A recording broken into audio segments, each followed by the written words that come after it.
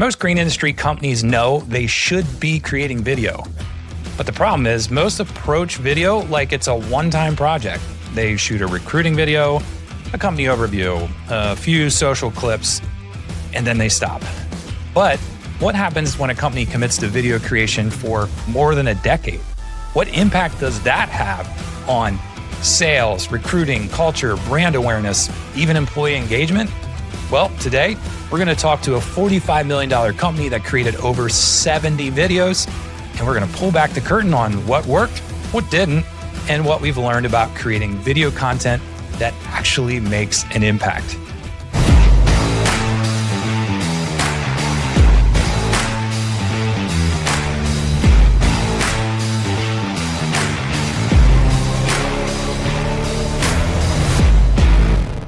Hey there, welcome to the Landscape Leadership Podcast. My name is Chad Diller. I'm your host. And if you work in the green industry, lawn care, landscaping, tree service, pest control, and you want to grow your business, attract top talent, and create clients that are raving fans, guess what? You're in the right place.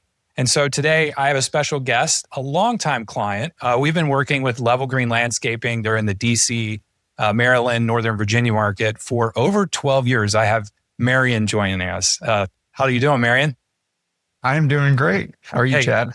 I'm great. Thanks so much for joining us. And, we've worked together on a lot of different projects over the years. And one thing that's always stood out to me is Level Green's commitment to video, and not just making videos, but continuously investing in video as part of your marketing, sales, and recruitment process. And I think we've created over 70 videos together, which is just really awesome. There's just some really great content out there. Yeah, you guys have been awesome in creating video content for ourselves, our customers, and potential employees. Yeah, it's been a lot of fun. So I want to dive in deep today about video, and let's take the audience back. When did Level Green first start thinking seriously about making video part of your operation? Yeah, well, I think it was through the partnership with Landscape Leadership. As you said, we've been with Landscape Leadership for 12 years. For the majority of our company's existence, have been using Landscape Leadership as our marketing partner. And I think you all really kind of guided us as video being something that we should consider. And so we hopped into it. I think pretty early on, we've been doing, for our 12-year relationship, I think we've been shooting videos for over 10 years with you all.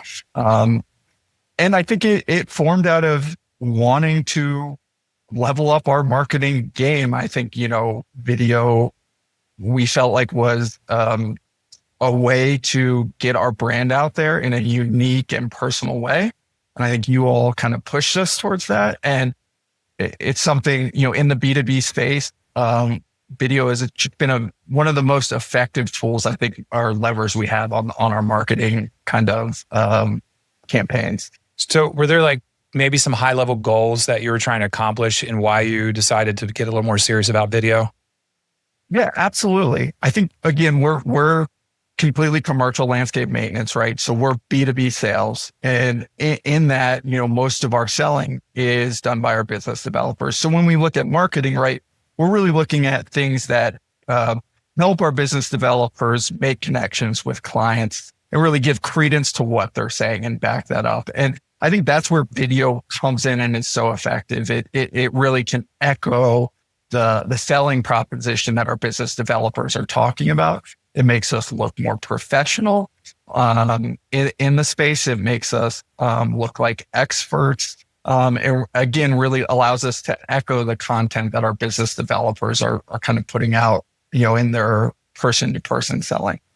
Yeah. And as we've seen success together, from a marketing side, from what you guys do internally with selling and expanding and closing deals, that's created more opportunity for your team members. So we kind of started out with hey, the problem to solve here is a marketing problem. Let's lead acquisition. And then we started, I don't even remember how this actually happened. We were like, hey, we should do some recruiting videos, some career videos. And now that's a big piece that we're addressing. 100%. And I think when you think about it, right, what we're trying to achieve with our marketing videos is the exact same thing that we're trying to achieve with our recruiting videos, right? We are, trying to show our values, right? Our company history, that we're a great that we're a great company to work with, but that we're also a great company to work for. And, in doing that, right, you want our customers coming to us and knowing more about us through those videos, right? Kind of giving them another way to learn about us. And it's the same thing that we're trying to do with potential employees, right, through the videos. So when you think about the goals and what we're trying to accomplish with videos between recruiting and kind of marketing and sales, it's the exact same goal. And that's why it works so well. And Chad, what we found too is like videos can work. The same video, right, can work as a recruiting video and as a sales video. And that's been super cool, right? We have a number of videos that are like great marketing and recruitment videos. I think of our passion for horticulture videos that talk to our client about why they would want to work for a company that loves horticulture, but also obviously talk to, potential recruits about why a company that loves landscaping and planting is a great company to work for as well. Yeah, they say people want to do business with brands that they know, like, and trust. And I would say people want to work at those places too, because it's just a different type of customer. So we're dealing human to human. You're humanizing your brand through video, and that's affecting your prospective clients as well as your team members. So looking back, what do you think made Level Green stick with it? When it comes, most companies, sometimes they'll do like a video project, maybe a year or two, and then it goes 5-10 years before they hit more videos again. What do you think had that staying power? Like, what was the secret to that? Yeah, I think there's a couple of things. First, I again give a lot of credit to landscape leadership for being, for guiding us down the road. And I think you all recommended us keeping at it, and that bared fruit. I think we ended up really just enjoying it. I think we at this point enjoy the process of creating videos. I think it's a morale boost throughout the company to create them, to have them shown and seen, and to have people participate in them. So I think that's become kind of a self-fulfilling part of the video making process.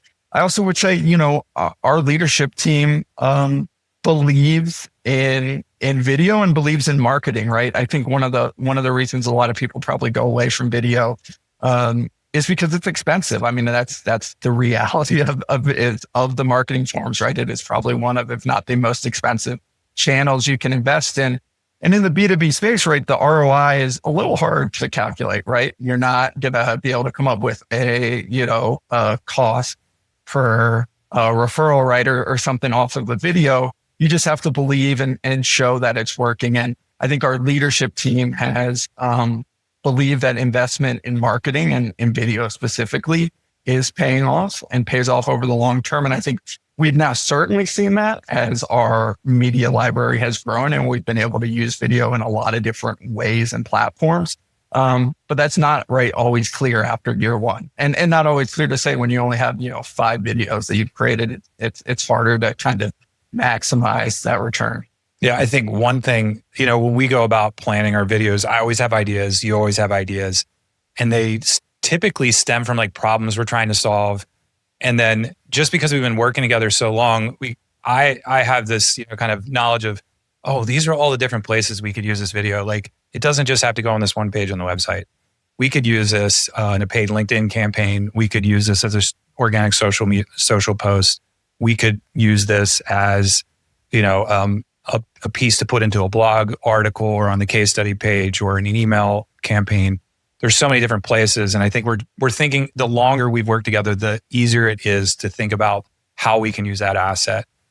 One thing that stands out to me, like what you're explaining, you guys are a pretty big company in the market. You're certainly not the largest, but you're pretty big. You're $35+ million.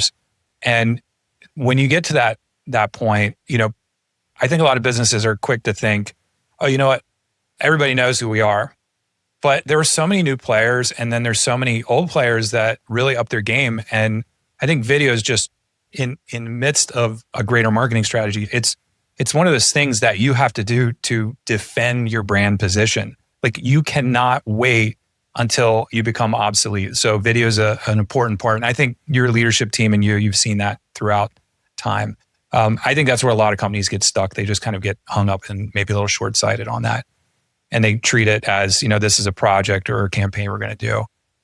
Let's talk about actual results. And I know it's hard to measure ROI on these types of things, but I feel like videos change let's talk about the prospects, the lead acquisition. I feel like that this has really fundamentally changed your prospective clients' experience with the brand.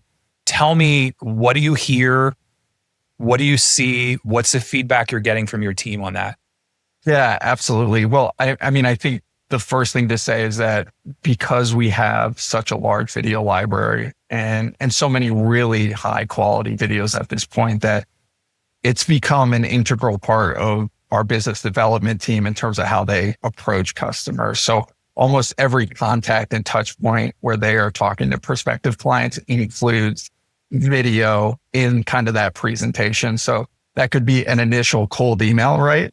That cold email is being sent with a link or an embedded video, right? Because we feel like a video, right, especially in today's day and age, is so much more likely to grab a customer's attention or be viewed, right? So they're using it for cold outreach, right? Any proposal that we're sending out to a customer includes links or embedded videos in the actual proposal. You all have helped us with a proposal system that allows us to embed videos, right, in PDFs and stuff. Makes it really easy to view. So proposals go out with like 2 or 3 videos, right? And because we have a 70 video library, we can customize that to the client, right? So we're sending them a case study that shows their exact property type. You know, if it's an apartment, they're seeing an apartment video. If it's, you know, a retail center, they're seeing retail. We're sending them videos about their journey through it, right? So we have a video that talks about a client handoff, right? What does it look like if you sign with Level Green?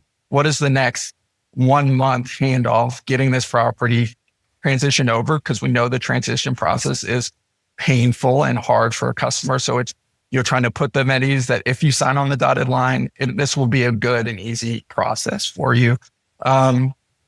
I think we even created, right, a video that's like, just like a thank you, welcome to Level Green video, right? So we've created all these different touch points that are customized to our business developers kind of as they journey clients through the sales process. And that I think has really changed the game because, as you said, we're now able to use it on so much more than just having it as, you know, a video on our website that someone has to go find, right? We are actively using it through every part of our sales process. Yeah, and everybody loves a customized experience because it's not like they sent us the corporate brand video or they sent us their video about maintenance. Like you're sharing customer stories that are just very relatable. Properties that I know you and I talked about this too in the past, where like you go to a property and they get the case study for the property across the street that looks way better than theirs. And that's powerful, you know, like it's relative. It's not like you're going to a mixed use retail and you're sending them something about a warehouse. It's super relevant. So that's great.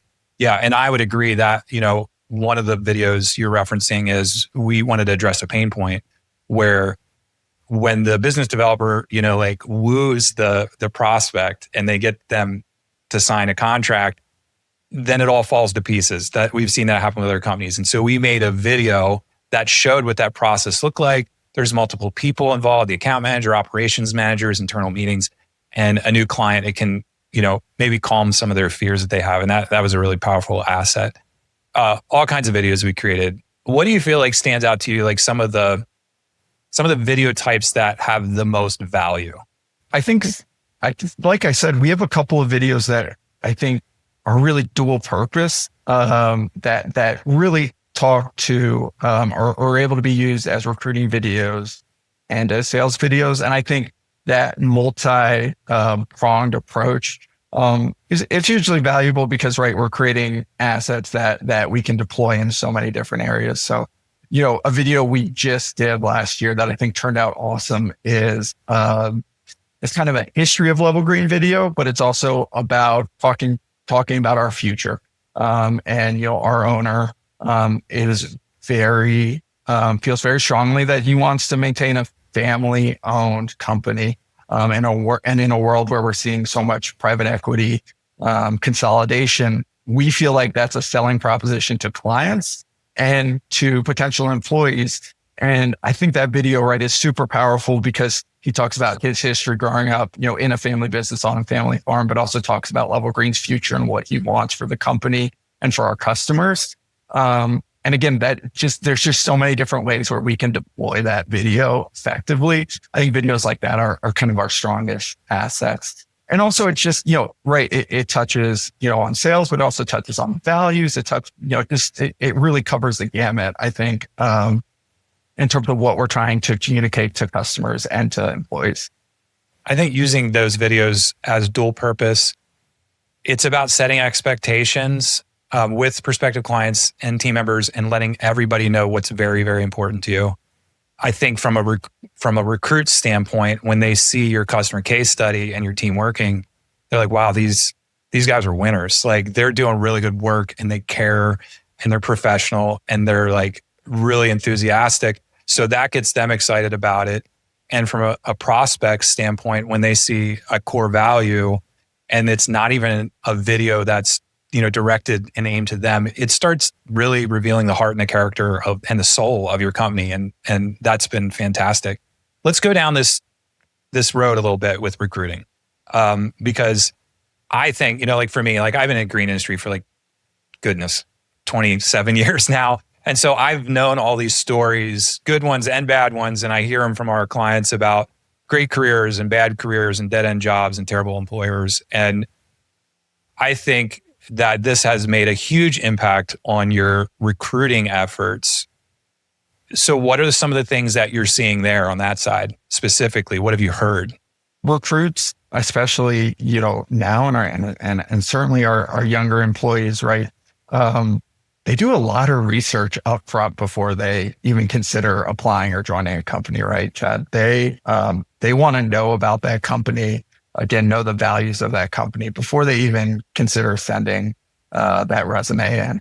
And so for almost every person that I interview, right, at Level Green, they'll come into the interview and say, hey, I saw you in that video, right? Or, you guys help us with blog posts. They'll read a blog post about me and come in with that, right? So like having that type of content, I think, and showing that, it creates a connection and it creates excitement with them, right? Before we've even like really established, right, that we want to bring them on. Like they're excited to talk to us, excited about the prospect of joining Level Green before we even get there. And we have a ton of great recruiting videos. We have a day in the life video for basically every position. So it allows all of our recruits to know, hey, this is what my day, my career, my opportunity is going to look like. Like this is boots on the ground, what I'm going to be doing on a day in, day out basis. So, it kind of answers all those questions and kind of calms those nerves before they come in. That, one of my favorite videos, Chad, is we have one that you guys helped us create a few years ago that is about career progression. And we have 2 Level Green employees who have moved up in the company, one to be a branch manager from an ops manager, the other from, just a crew member to be an operations manager. And they talk about their journey through the company and how there's so much opportunity at Level Green and how their goal at Level Green and Level Green's goal in general is to promote people from within. I think it's videos like that, right? That if you see that before you interview, right, you're going to be so much more excited about the prospect of joining our companies. Yeah. And, all employers or even brands that are facing prospects, they're all making claims. And what is more powerful than instead of you making a claim, someone else is saying, this is real. This is what happens when you work with this brand or when you work for this brand. And those stories, I'm always amazed that, we'll talk about how we pull this off here in a little bit, but I'm always amazed when we get back. I'm like, oh my word, this is so amazing. Like they're so passionate. They're just saying the most amazing things. We didn't script this at all. And it's just wonderful to see that. The other thing I enjoy too, and you guys have the luxury of this. You're a bigger company. You have, 5+ branches now, and you have all these different team members. Nobody looks the same. I mean, people don't look the same. We've used people from all types of backgrounds. They all look different. We try to be deliberate about that too, because we want people to feel like if they don't fit the old white dude landscaper mode or the Hispanic worker in the field mode, like that's the predominant groups. Like we want women to know, we want people from all kinds of orientations and backgrounds and career paths and all that stuff. We want them to feel welcome. And it's been easy to pull off because of the people. You just give me wonderful people. So thanks for doing that. Let's talk a little bit about behind the scenes. Let's talk about how we pull this off, because it is not an easy feat to get video done. And we, at times we've done 1 or 2 shoots a year. Sometimes we've done like 2-3 day shoots and we'll space them out like 6 months apart. We have one coming up here in a couple of weeks for 5 days, where you guys and your team are going to be working with our team to do that. What do you feel like? I want to talk about the people first, then we'll get in kind of the nuts and bolts of it. But like, it's not an easy thing to get people on camera, and it's not an easy thing to make them enthusiastic about it. So what do you think has made your team so willing to participate in these video shoots? I think it's been a cultural thing. I think, we're very lucky in that we have a culture where people want the company to succeed and want the company to grow and realize that kind of participating is an important part of that. So that's been great. But I also think it comes down from our leadership. Our leadership is very involved in these video shoots. I think every person on our leadership team has a video or 2 or more, in Doug's case, right, that they have been personally involved in and spending time on. And they do such a great job that I think that transfers down to our other employees. I would also say, though, at this point, right, because we have so much content and because we're so regularly getting out there and getting people involved, that it's just, it becomes self-fulfilling because, their colleague, right, was on a video last year. And so now when I'm asking, it's like, oh yeah, Tyler was on that video last year. Yeah, sure. Of course I'll do it. I saw him. He looked great on it. I'm sure they're going to make me look great. So I think just getting in a regular habit and again, making sure that we're putting out great content. It puts a lot of people at ease and it makes them, at this point, Chad, most people are actually really excited when we ask them to participate in a video. Like they want to be on camera. They want that opportunity. Yeah. I even remember you telling me like there's a little bit of competition sometimes, or people are like a little bit of FOMO, like, hey, do you think I can be in one of those? Can we feature one of my clients in a case study? And that's awesome that you just have like this waiting list of people that are just dying to be in videos. It makes it easy for us. Let's talk a little bit about some of the practical things that we do to try to make them feel comfortable on camera. A lot of times you're on location, our video team's on location. It's a normal thing for some people to get rattled or just to be intimidated. Sometimes I think it's a bigger thing in your mind than it actually is. And people that sometimes are really great speakers, as soon as you put a camera up, it's like they look like they want to vomit, they're sweating. What are things that you and our team have done to get them to calm down and to actually produce something great? Yeah, that's so funny, Chad. Because like you said, so many times the people that you think are going to smash it are the ones that actually struggle, right? And then the people that you're a little bit worried about are like are really good. I think the first thing is just be patient, right? Video takes time. Like the actual shooting of a video is going to take time. The interview process, you think, you're like, we're just looking for 30 seconds of clips. How long could it take? A minute, right? No, it's like, it's going to take you 30 minutes, an hour, right? To get that 30 seconds of kind of brilliance recorded. So you just need to be patient, right? They'll get it. I've had to ask the same question 10, 20 times, right? And they'll fumble with an answer. But at the end of the day, they'll get something out that is really good. So be patient with them. Let them know that,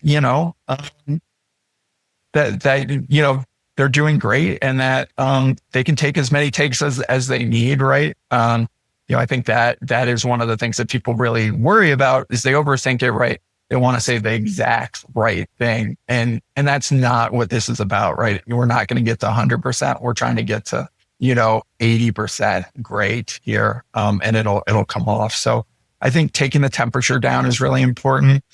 Just letting people try. I think, one of the things is, like I said, the people that you think are going to be great sometimes aren't. And the people that you may have concerns about are going to kill it. So you just need to let people get in front of cameras and see how they do kind of. And that, we have 70 videos, right? I can tell you not every one went amazing, right? It's about, there is a volume factor here that just trying it out, right, is going to produce some great stuff and some that isn't, maybe as top notch.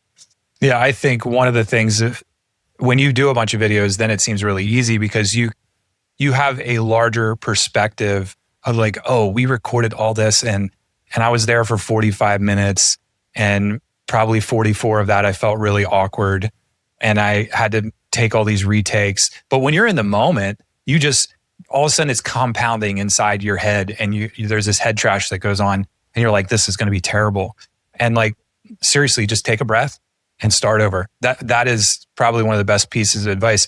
And understanding the process of how we put these together is really helpful, because people don't see the retakes. They don't see let me say that again. They don't see you know what, you said the exact right thing, but you sounded like a commercial, not like the authentic conversation we had before we hit record.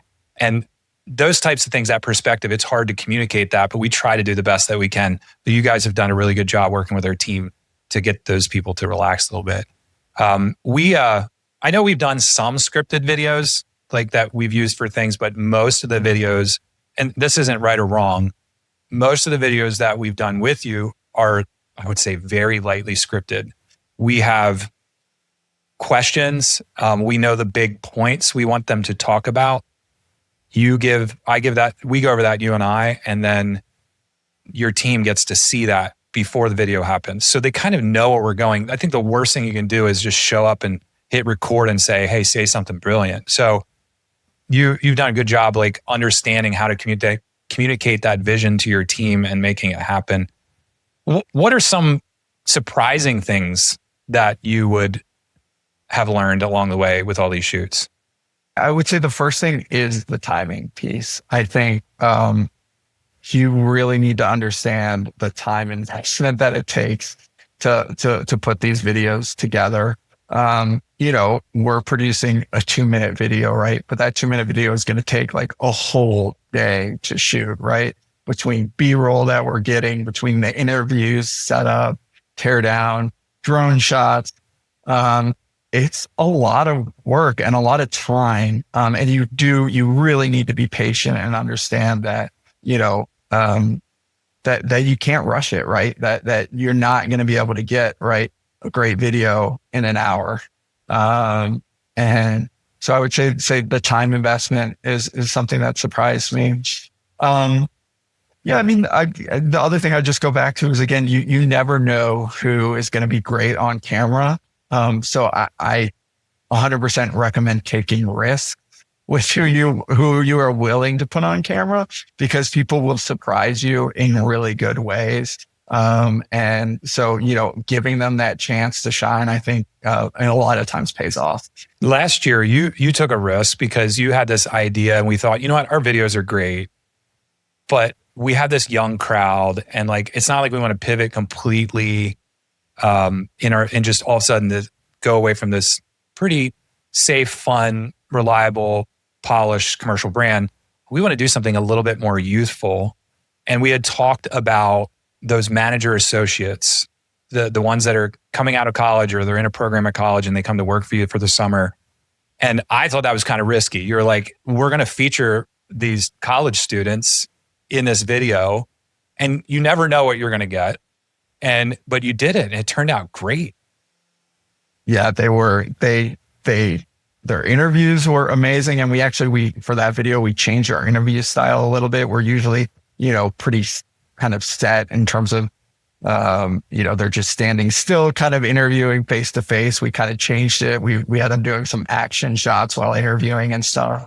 And asked a lot of them, honestly. We literally asked them to, pull some plants while they were being filmed, and stuff that we don't typically do with people while we're interviewing. And they did such a great job, and they did such a great job at communicating their passion and why the program is great. And again, like I said, yeah, people will surprise you in really great ways. Yeah. If you go on to levelgreenlandscaping.com and you look at their video gallery and look at the management associate video, there's a wonderful improv moment that happens at the end of that video that I sat at my desk and laughed out loud. We did not plan it. It was really fun, and it just showed like something real within the company. I'm not going to give it away, but you got to check that out. All right, let's go a little bit more deeper in this, and let's talk about what's something you wish you knew before you started doing videos in the first place. Yeah, I think one of the things that I wish I knew was how important the planning element of it is. That has been kind of one of the most frustrating parts for me about it. is that it is really hard to pull off these videos, especially we're trying to pull off videos, where we are filming with a customer, right? Having them give a testimonial, and the logistics and getting customers to sign up, to agree to it. That is not a 1 month process, right? That is not something that you can start thinking about, right? A few weeks before the videographer is going to show up at your location. That is something that it needs to be happening year round, that you're cultivating, that you're talking to your account managers, your business developers about saying, hey, we need customers. Who have you talked to lately who's super happy, who you think would be willing to get on camera, right? And you go to that person 6 months, right? Even a year before we maybe want to get them on camera, and start building that buy-in from them, right? And really, again, it's part of relationship building, right? Where it is kind of having them be able to give that commitment, because if you just start a few weeks before, you're not going to get anybody to say yes. Or if you do get someone to say yes, they're probably going to flake out at the end, right? Because It happens. it happens all the time. So yeah, I think taking a very long-term view of the video planning is important. And I would say that especially with case studies, but even with kind of the non-case study videos, you want to always be thinking about what's a great topic that we can talk about in these videos. And it's talking again to the business development team, leadership team, recruiting team. Hey, what's something that you've heard our customers say sets us apart? And then how can we create a video that communicates that value that we're selling? Or, hey, what did a recruiter or someone who recently joined the company say is great about Level Green? And again, how can we communicate, that aspect to potential recruits? Yeah, we work together. I love the way that you and I work together on these videos. And you would think it gets harder the longer we go because we've done so many videos, but I actually think it gets easier because when we start out with a company, it's always that top level thing. We need a brand video. We need a general careers video. We need one on maintenance. We need one on enhancements. And you're at the top, just touching little points. But there are little points that you can make an entire video about. And then, like you said, to your point, like you're bringing feedback from your actual team about problems they're having or something they're trying to explain better. And we go super deep on that one topic. And it's just been great. We've made some really fantastic stuff together. So thanks for helping me out with that. I think, we talk about this plan. The other thing you're saying about the time, you've been fantastic to work with. And that's one of the things you need to keep in mind if you're thinking about doing video as a company. Marion could not pull all of this off. Marion and a couple guys could not pull, a couple team members couldn't pull this off. Marion and a couple guys and a video person can't pull this off. It takes a tribe, and everyone has, if you want to do video and have it end up exactly the way you want it, it takes planning, but then it has different people attacking different things. It is a huge chore if you try to do it, or it's a crapshoot, what you end up with. And I love how we do, like you and I work on strategy. You work with your sales team. You get the properties selected. You know who's going to be involved. We come back together. We work through the creative process and we approve that. And then I help plan the logistics. Like, okay, we're going to be here for 2 hours. And then what's the drive time to this next place? And we plan it out and we just watch the clock and we have the shots listed that we need while we're there. And I know that provides our team on the ground with a lot of relief, but also you, because you're not having to remember all this stuff. Absolutely. Yeah. You guys are great and kind of getting granular in logistics, and it makes our life easier. But I mean, to expand on the logistics piece, you guys are planning the day-to-day shoot part, but you have to remember there's logistics on our side too of getting everybody there, right? We need to make sure we have a crew on site to get footage of.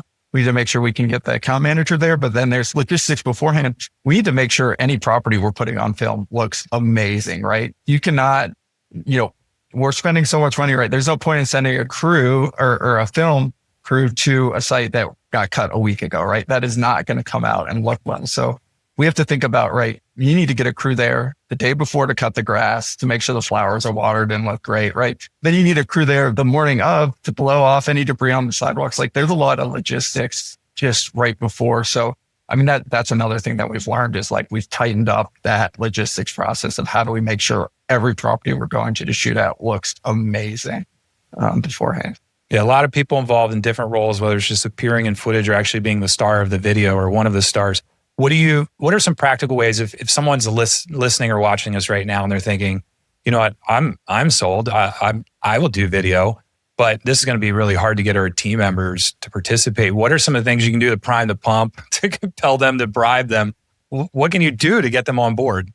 Absolutely. I think, again, I talked about it being led by leadership. So I definitely think you need to get, the owner of the company, leadership in the company involved in the videos. I think they are generally some of your best salesmen. So, I would say, your first few videos are probably going to start out with featuring, that group. But, as you work your way down, one of the things that we've been very thoughtful about is being appreciative of the employees that are participating in it. So, I try and send, gift cards right after we have an account manager that does a video for us or help line up a customer for us. I'm obviously sending thank yous and gift cards to the customer, but also to the account manager, because that was a lot of extra work that they put into it. And so I think things like that, again, create a culture where involvement, we're showing that we appreciate their involvement and it becomes easier to get more people involved. Yeah. So set a culture, private recognition, and maybe even public recognition. If you have a group meeting and just show a video and then tell those people they did a fantastic job and their teammates are probably, elbowing them and making jokes, but they do feel good to know that the company is recognizing them. All right. Well, so wrap up. The goal is not to just create one video. It's to create a long-term strategy for video that tells your story to your customer and prospective job recruits. Before we wrap up, I just want to hit you with a couple quick questions. So what is a myth about video marketing that needs to die? I think the one myth that needs to die is that video marketing needs to be led by your sales or marketing team should be the ones kind of guiding strategy on it. I think for us, we've created a process where our whole company gets to be involved in what are we creating videos about. So like we talked about, it's, our recruitment team being involved, certainly our business developers being involved in it, but we have videos that just help us with enhancement sales. So it's getting our account management involved, getting our operations team involved in what problems are they seeing. I think getting the whole company involved in what should we be talking about has been a huge plus. I think if you just go with the marketing team, you're going to get some kind of very canned videos that look a lot like every other company's. Yeah, you've definitely mixed it up. I appreciate that. All right, what's one rule that you would give to people watching this if you're going to start video? What would it be? Yeah, I would just say don't overthink it, right? Like just go for it, get started. I think that's the first place to start. But the other thing I think is if you're going to do it, you need to commit to it and do it well. So, you sometimes see companies that do video, but are just kind of talking to a camera, right? And that's not going to do it. That's not going to catch anybody's attention or interest, right? And so, you need to be able to, again, like I said, it takes a long time. You're going to need to commit to getting great B-roll of your crews doing work, of your team out in the field, of your jobs, looking beautiful. You really need to commit to the whole process and to making a really good video, and all that includes instead of, kind of just standing in front of a camera talking. Yeah. Show the thing that you're trying to sell, whether that's a career opportunity or a core value or a specific service you offer or at a specific service, a property type. Show the thing. That's one of the luxuries when you take a multiple year video strategy with your company, you end up with this huge bank of footage, because I know there are some times when we go to record a video, we need to really just capture the person on camera, but they're only shown like 20, 25% of the time.